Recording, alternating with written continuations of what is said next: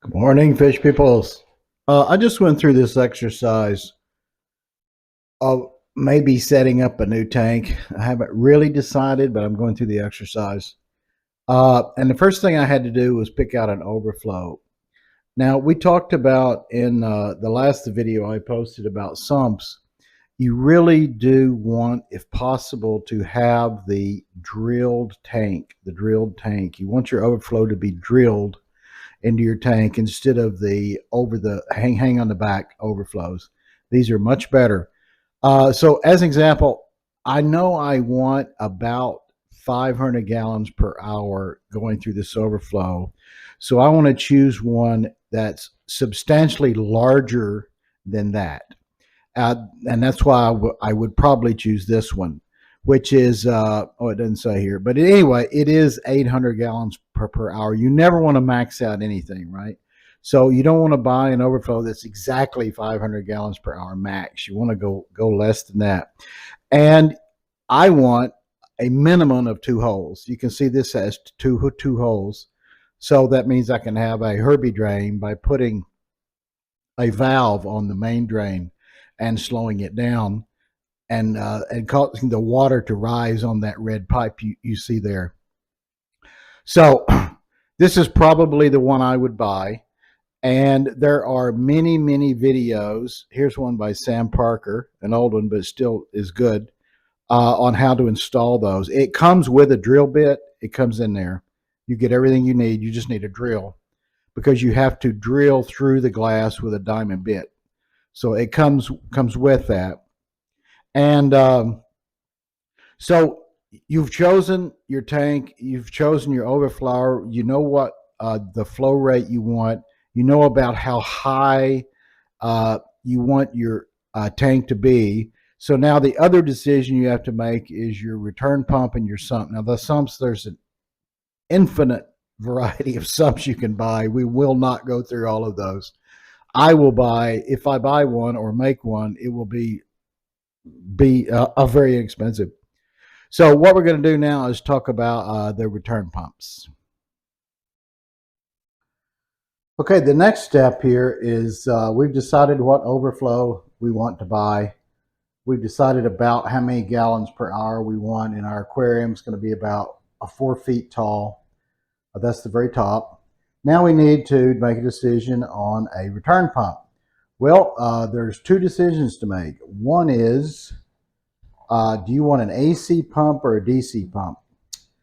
Now, this is obviously the oldest technology, and it's also the most reliable technology, and it's also the loudest technology, and the least controllable. So this is just a standard AC pump.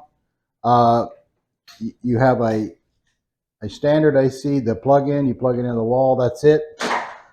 These things are extremely powerful and very reliable. Now, having said that, they're also very loud, which is why most of us stopped using them, or it was for me. And also, they're not controllable. Now, they pretend like there's some control over this. Do you see how this receptacle here, it fits over the input hole? And you can turn this thing here to open or close the sides. So that would be the maximum amount of water is being sucked in through this grill. This is the fish guard being sucked in through this grill. And if you open or close this, you can regulate how much water is going. Well, you know, it works a little bit. It doesn't work great. It works a little bit. It also, it causes more strain on this motor, which is probably not relevant.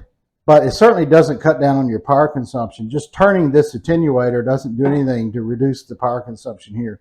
So if you have a situation where the sound doesn't matter and the controllability doesn't matter, these are great pumps because they're inexpensive and they're wicked reliable. They'll last you for a long, long time.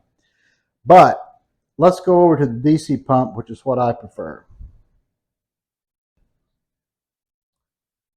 Okay, this is the Simplicity DC pump. I'm not recommending this pump. This is a backup that I have, and it was available to be shown. So, what's the difference in a DC pump and an AC pump? Well, it's in the definition. This is a direct current pump where you control the voltage to control the speed of the output.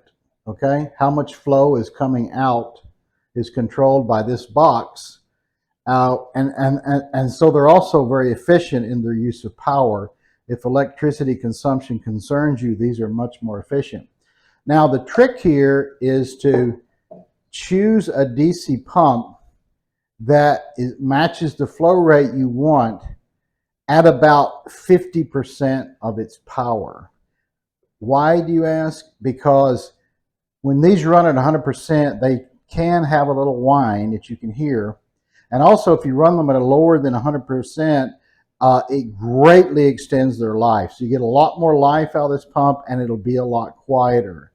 Right? There's many different brands of DC pumps. It's all the rage. You can choose whatever your budget wants. I personally use the J-Bow DC pumps. In particular, I have the DCP. The size, let's see, I got 1, 2, 3, 4. I got 4 of them running right now. I like those pumps. The only thing about the J-Bows were the plastic impeller would crack. Well, now some kind soul on Etsy, ETSY, is 3D printing those the plastic impellers for DCP pumps, which is really nice, and they're cheap. They're only like $6 a head. And thanks to one of my commenters for telling me about that. Anyway, so now we have chosen a DC pump. We decided we want a DC pump.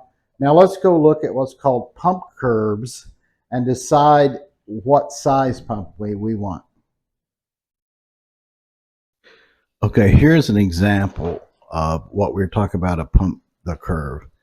This is SC Aquarist. I don't know who this is. It doesn't matter. What they're showing you here is called the pump curve. Okay, so we got the head height.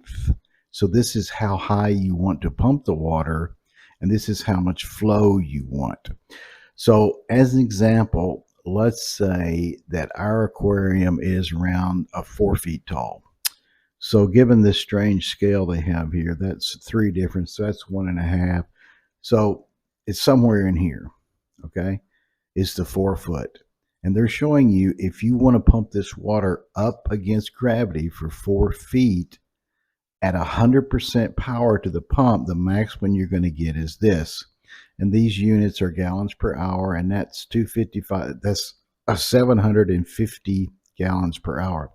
Now, a hint with these DC pumps, you should never want to run these at 100%. Run them less than that, and you will get, they're a lot quieter. There's no whine, and you'll get a lot longer life out of them. So you can see we want, as an example, a 500 gallons per hour.